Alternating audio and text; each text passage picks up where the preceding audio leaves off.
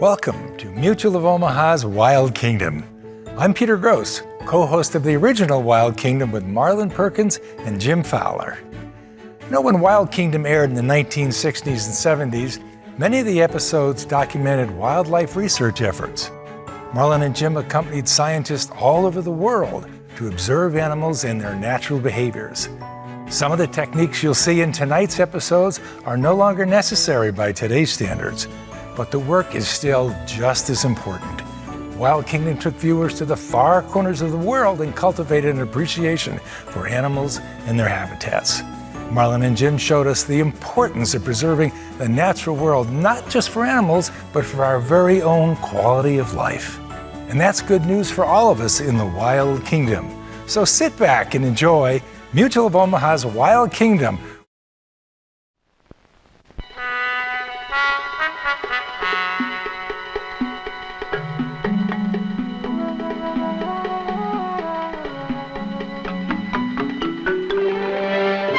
Mutual of Omaha's Wild Kingdom is presented by Mutual of Omaha.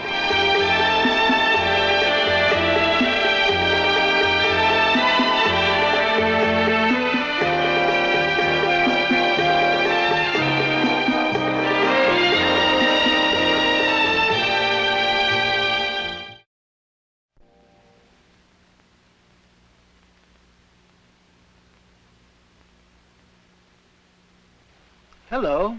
Welcome to Mutual of Omaha's Wild Kingdom. The jaws of this alligator snapping turtle are as powerful and deadly as they look. It's no wonder that in the land where he lives, we had one of the most exciting adventures of our lives.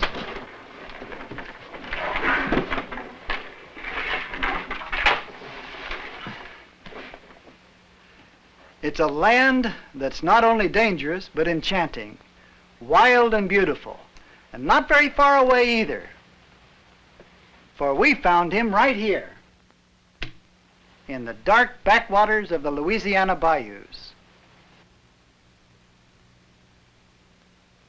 The jaws of an alligator are not to be taken lightly either, and he's found in the same area as the snapper. As a matter of fact, the alligator snapping turtle gets his name from the resemblance of the ridges on his back to the ridges on the back of the alligator. Once we got deep into the backwaters, I got it.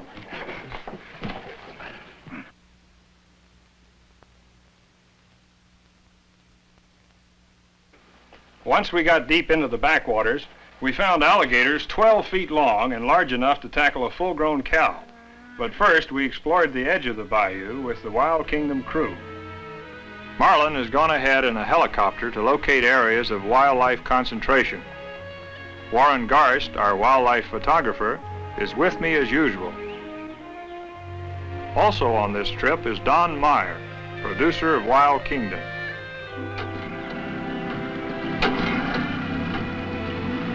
We're going into the backwaters of the bayou to set up our first camp. Bayous are slow-moving bodies of water, and not stagnant swamp waters as most people think. We're eager to get to the backwaters deep in the interior, where we find a different world. A world of towering, moss-draped forests, of deep shadows and quiet waters. At first, there's little sign of wildlife, except for an occasional bird call. Soon, though, we see an alligator, the monarch of the bayou. He's keeping a wary eye on us, and we're keeping an eye on him. Then we find egrets by the thousands. Their rookeries seem to be almost everywhere. American egrets, snowy egrets, and cattle egrets, all living together.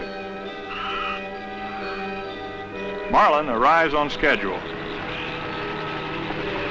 A tiny sand spit provides the only landing area near our camp.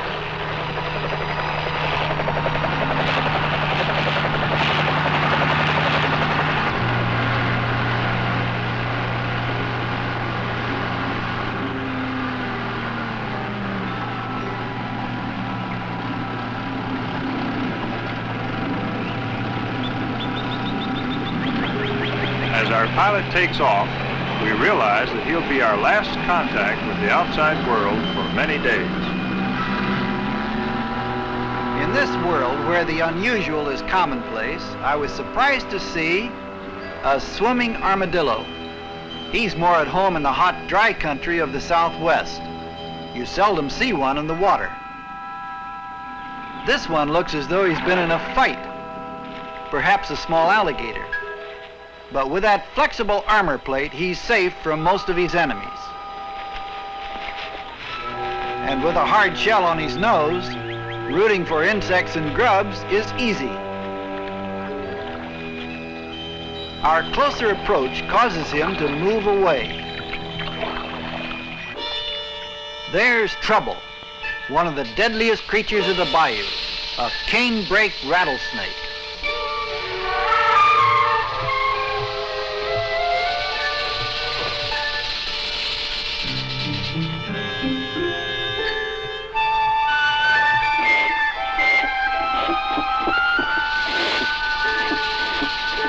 The snake strikes, but the poison fangs can't penetrate the bony covering, and the armadillo is unharmed.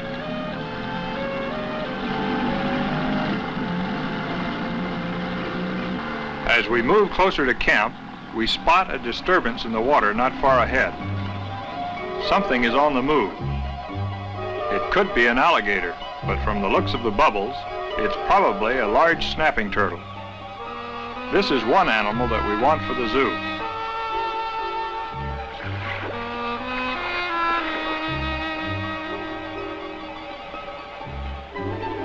There's only one way to get him. Locate him with a stick, dive in, and hold on.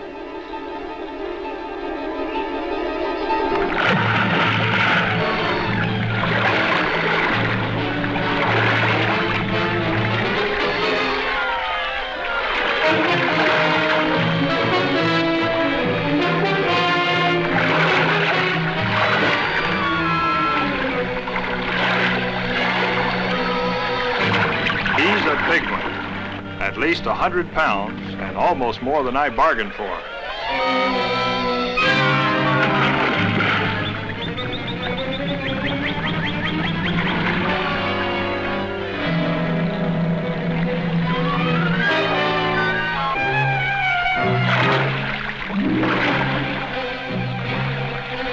He's one surprise turtle too, and he should be. At his size, he has no natural enemies, except man.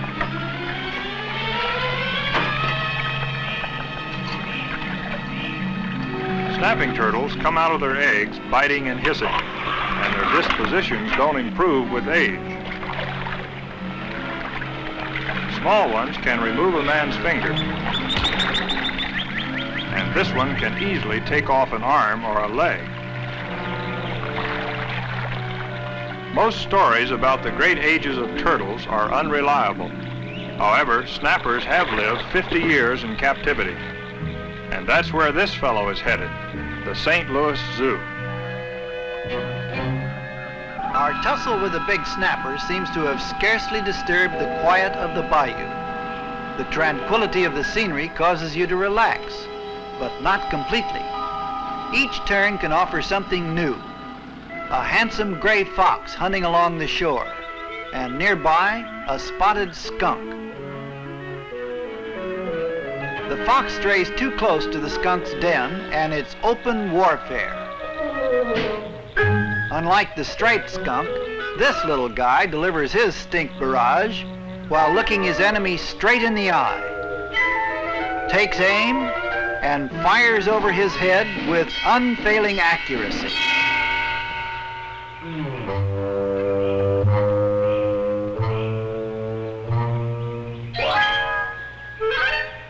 A direct hit is impossible to get off, no matter how hard you rub. The little dancing skunk heads for home. And the fox has learned that when a spotted skunk looks you straight in the eye, watch out.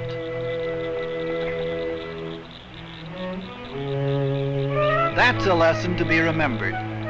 But here's something new to investigate. An armadillo digging his burrow.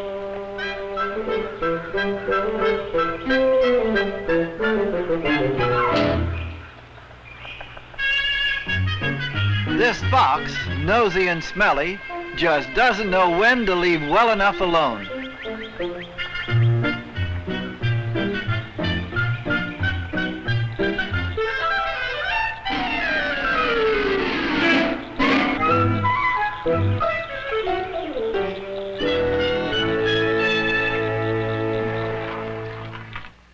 Well, that fox with his face full of sand has learned that the armadillo can take care of himself in several ways.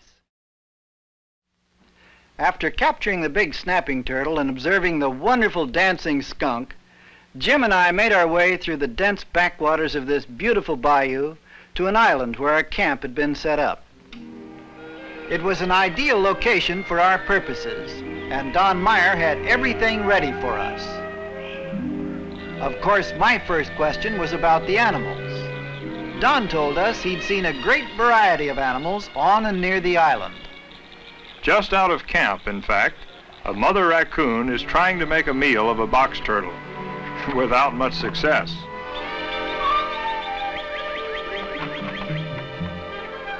Junior has other ideas, and the turtle gets a chance to get right with the world.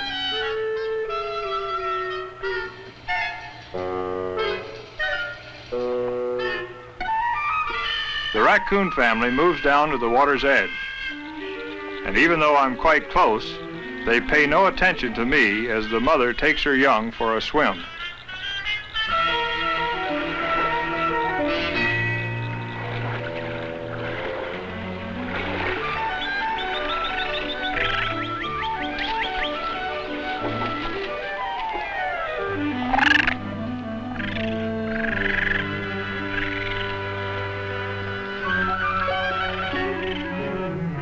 Learning to swim for a young raccoon can be fun, but it can also be dangerous.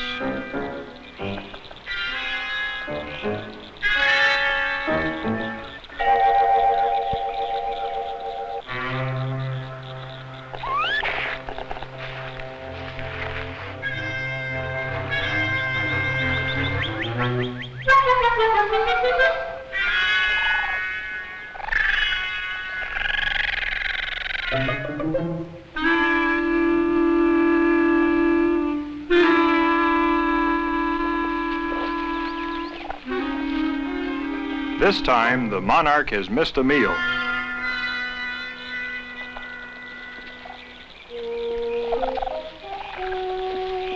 A young raccoon is never really safe without its mother, and even she has difficulty when a banded water snake gets in their way. It's a good thing this is not a poisonous snake.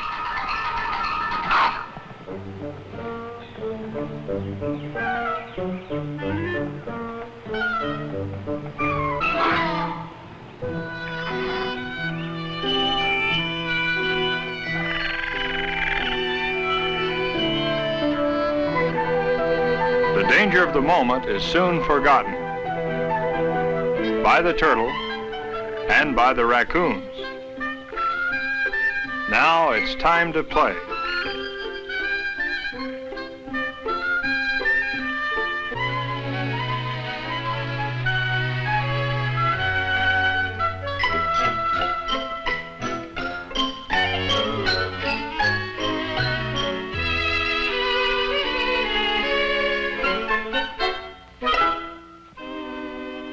The next morning, as we prepared to go back into the bayou, I saw something in the woodpile that stopped me cold. A water moccasin. A big one. Extremely poisonous. We'll need our snake sticks for this.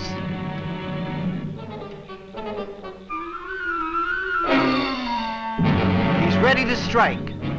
You can see from the white lining in his mouth why he's called a cottonmouth water moccasin. His strike is lightning fast and unpredictable. The job here is to keep the snake off balance and stay out of striking distance.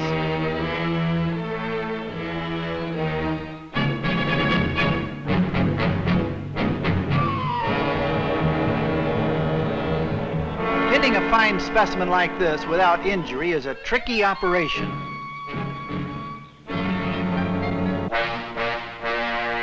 Just a few drops of poison from these retractable fangs can kill a man. Into a sack he goes. This is the best way to confine a snake for a short period of time. Later, he'll be put in a box. But right now, I want to get him out of the hot sun.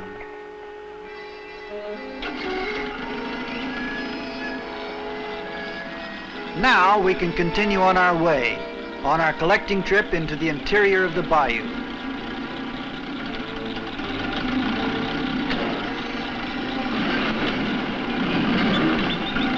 When looking for snakes, you must be absolutely sure of the identification. The poisonous cottonmouth is found everywhere in the bayou and is an excellent swimmer. All snakes that swim, however, are not poisonous. There's one now. A quick look at his color and markings tell me it's a rat snake.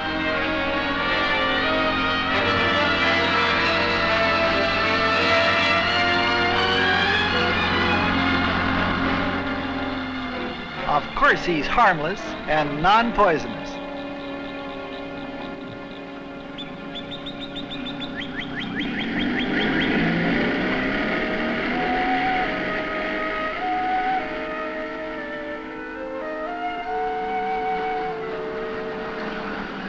As we approach a fallen tree not far from the shore, there's a movement and a flash of familiar color, a spotted skunk.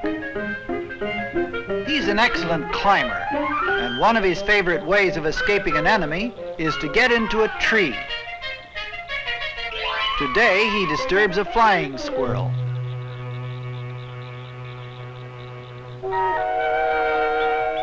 The squirrel escapes his enemies by gliding to safety.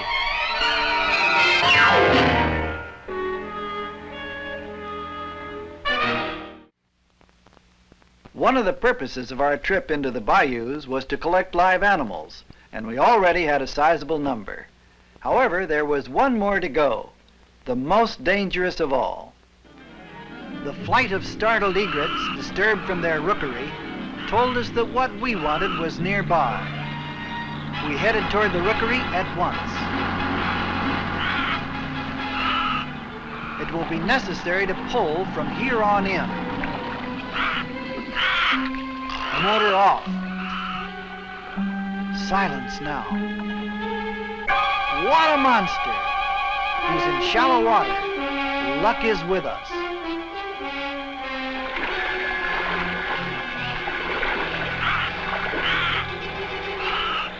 This area is a crossing between two deep pools, and if we hurry, we can head him off before he escapes into deep water. He looks to be about 12 feet long. This isn't going to be easy. The only way to control a gator this big is with two ropes. Those powerful jaws can cut a man in two, but it's the tail you have to look out for, because with one swift lash of the tail, he can sweep you into his jaws to almost certain death.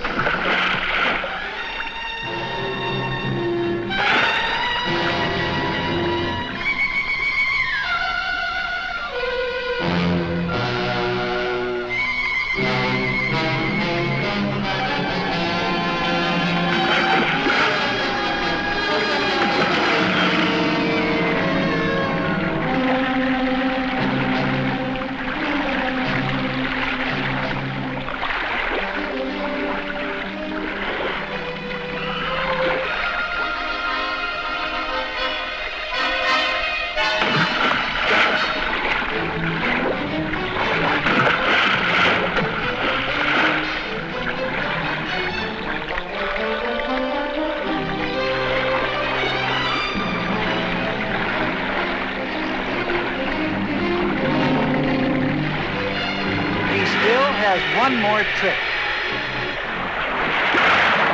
This rapid rolling over is an attempt to escape an enemy or to drown the victim he may have trapped in his jaws.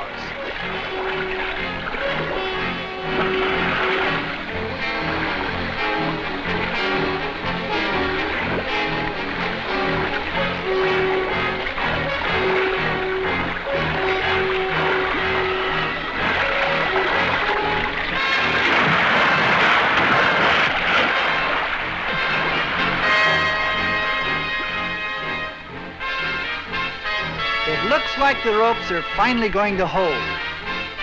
Now the job is to tie up his jaws. The only safe way to approach him is head on, and that's not very safe. Pushing his head back helps prevent him from opening his jaws, as long as Marlin keeps a taut rope. A half hitch assures that they'll stay closed. And we tie a few more knots just in case.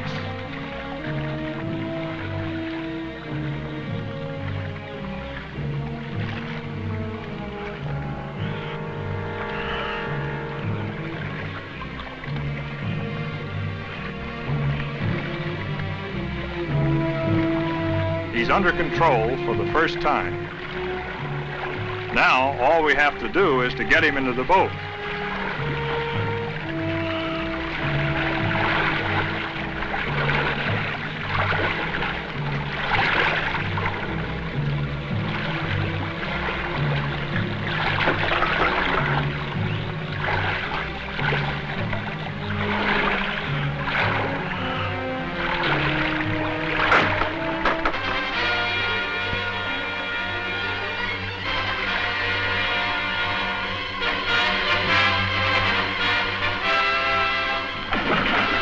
He has other ideas and decides that he doesn't care for a boat ride.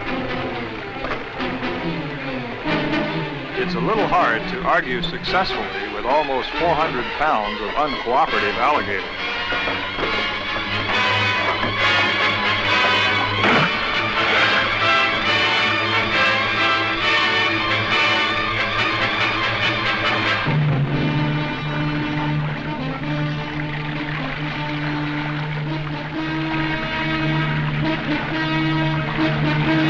Here we go again.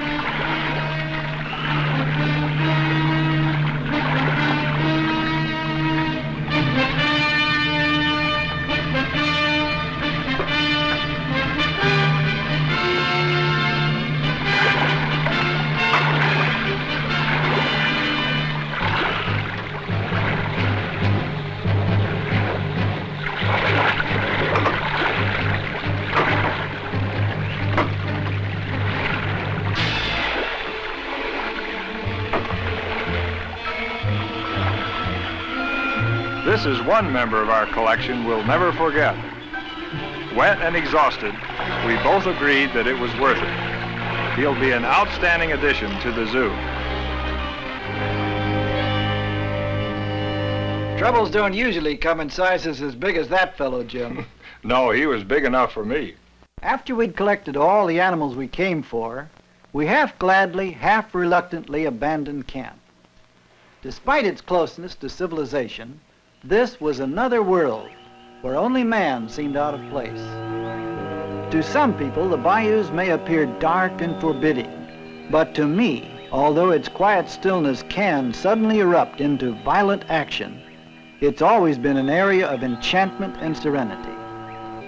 If only its waters can remain deep and unrippled in the shade of majestic moss-draped cypress trees, we'll always find high adventure in this beautiful backwater of the Wild Kingdom. Mutual of Omaha has presented Mutual of Omaha's Wild Kingdom.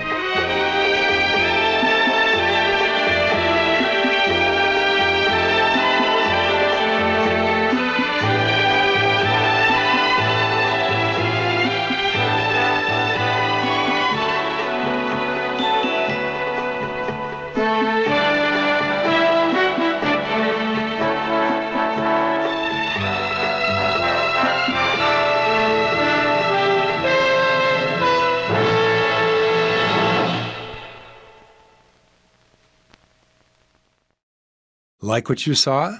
Follow us on Facebook, Instagram, and YouTube for more exclusive content. And visit our website at wildkingdom.com.